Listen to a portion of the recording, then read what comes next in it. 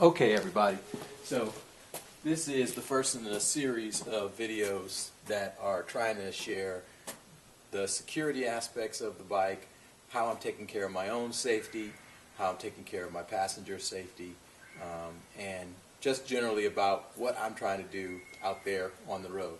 So the first installment is for my family as much as anything, about what I'm doing to take care of safety.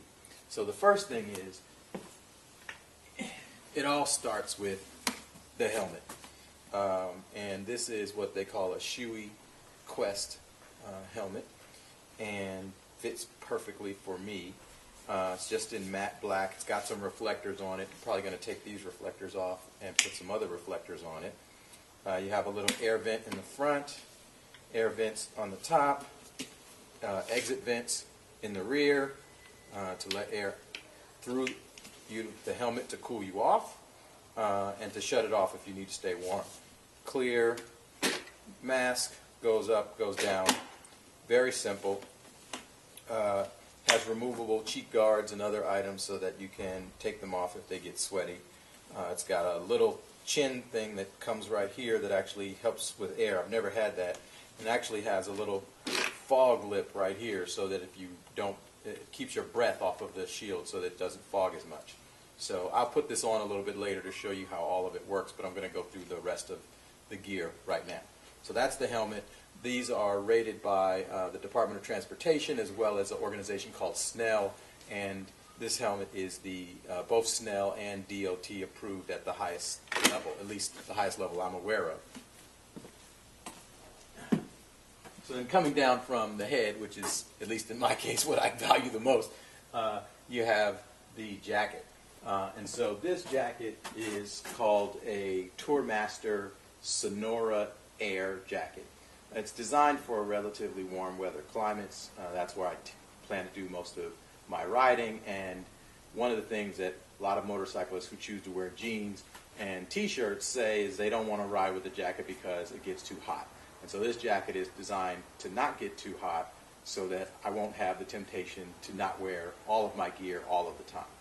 So the jacket outer liner is 100% mesh in most of the areas. It's this mesh that allows all air in, which allows you to wear it in the heat. So then the question is, okay, well, if it's mesh, how do you protect yourself?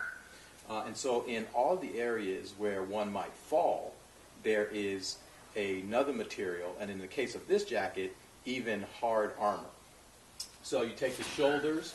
This is a higher degree of, it's called ballistic nylon, which is not mesh. In the shoulders, in the elbow, down here in the wrist area, and I'll turn it over so you can see the back. And in the shoulder and elbow area, there's actually hard plastic in here. You can hit the hard plastic in here, and this is what they call CE rated, which is also a race rating for crashing. So you'd be in pretty good shape having a fall with this. So that's both taking care of the airflow as well as security. You can see there is reflective piping here on the sides. There's some in the rear, which I'll show you. And so that's how the jacket stays cool in the heat. Of course, you got your pockets here. You got pockets zipping over here on both sides.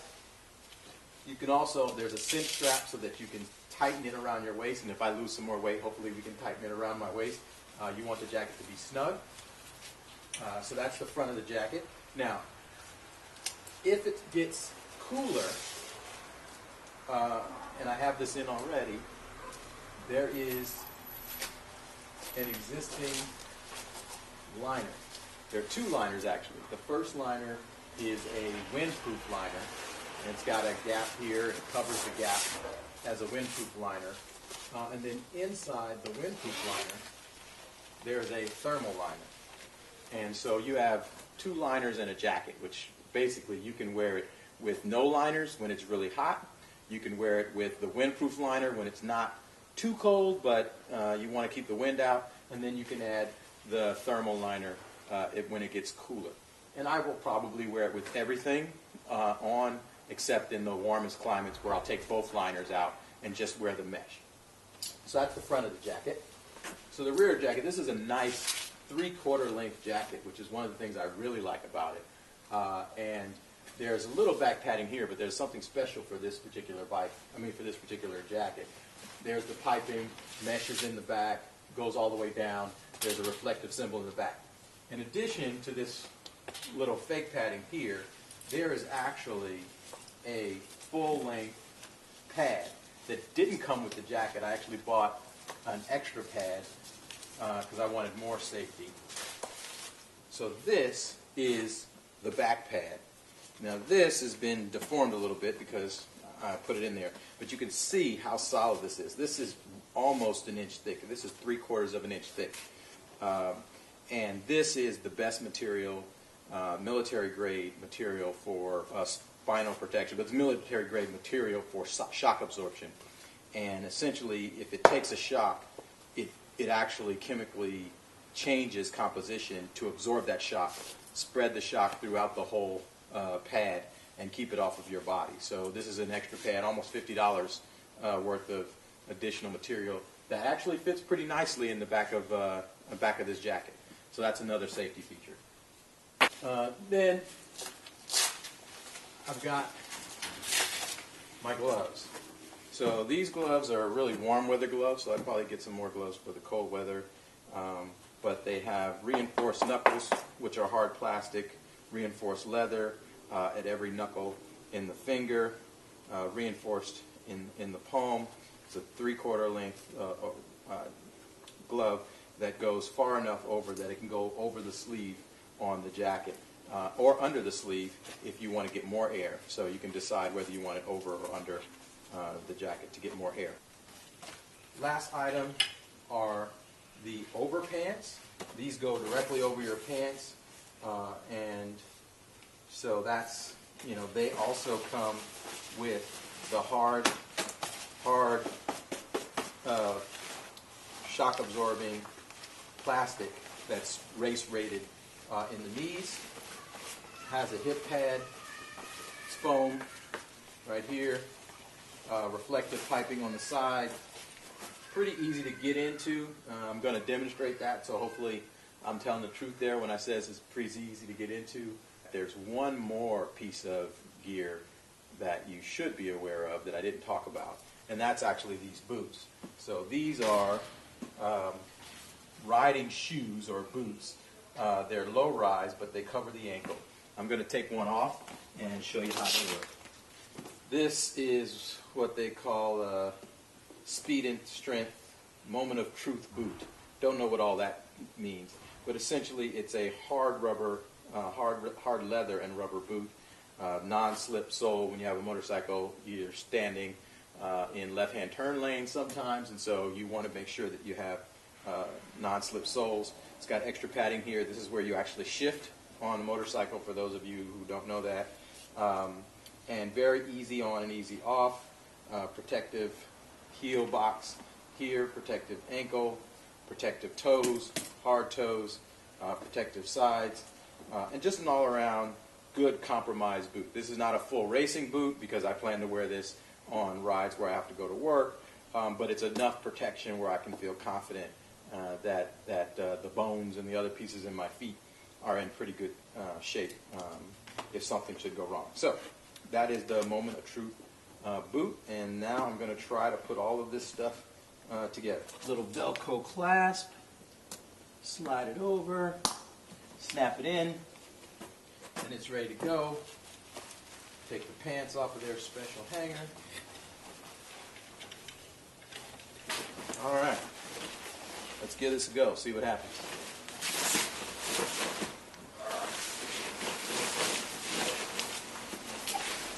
Got one leg in. All right, I got two legs in. Normally I take all the stuff out of my pockets because you can tell already having all this stuff in my pockets is a little bit of a pain. I got an extra large. I could have gotten a large, but I feel a little bit more comfortable with the extra large. Snap goes in. Usually I'm warm with all this stuff on, so I don't zip it down until I get everything straight. Hip pads in the right spot, knee pads in the right spot. Might move those up a little bit. jacket off.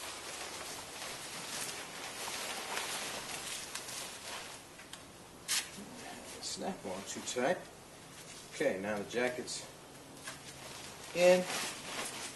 Now remember, the jacket has two liners. I mean, one liner that you have to zip, but there are two liners. So when you put it on, a little more work than just getting on any old jacket that you got laying around the house. With all these, one thing with motorcycles, you get very used to zippers and Velcro. Zippers and Velcro are motorcyclist friend. Uh-oh. Let's see, did I get something in the way here? I did. Alright, so there, you zip it, Velcro over the wind barrier, and now, ready to put the last mesh part in, zip it all the way up. You don't need to do this, but I like to zip it up and fold it down, put this over the top. Now if you look at this, you look like you got a little gap here for your neck, and there is a gap, but it's really not that big of a deal once you put the helmet on. You'll see that. So now I've got all this stuff on, I'm about ready to go. Zip the pants down.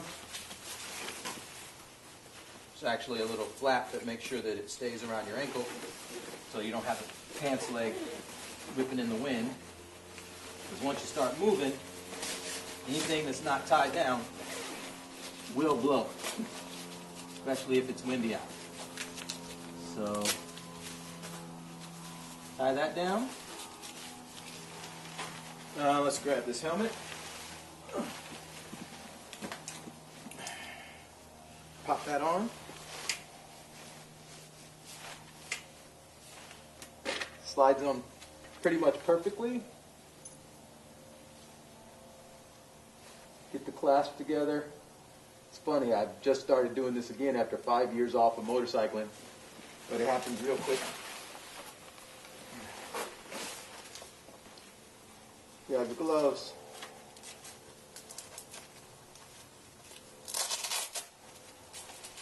There you go. Slide those on.